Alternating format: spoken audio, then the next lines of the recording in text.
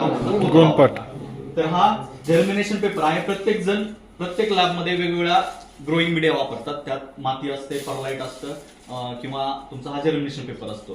तर याचं जे रॉ मटेरियल आहे तर हे झाडाचा जे काही बेस्ट आहे त्यापासून बनवलेलं असतं. तर मोस्टली हे जे जर्मिनेशन पेपर आहे याचं अमेझॉनच्या जंगलातून हे म्हणजे रॉ मटेरियल येतं. आणि ह्याची विशेषता अशी असते की याचा तुम्ही पीएच जरी चेक केला तर तो न्यूट्रल असतो.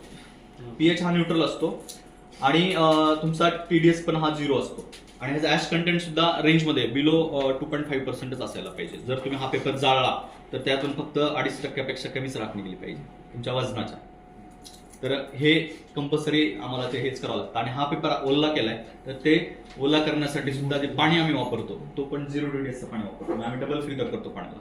इथला नॉर्मल पाण्याचा जर TDS हा तुम्ही पाहिला तर तो आहे साधारणतः 700-800.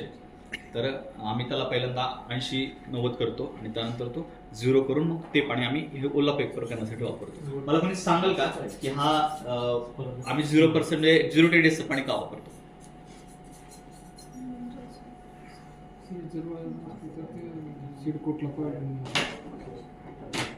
ज्यावेळेस शेतकरी पेरणी करतो सोयाबीनची तेव्हा कधीच पेरणी करतो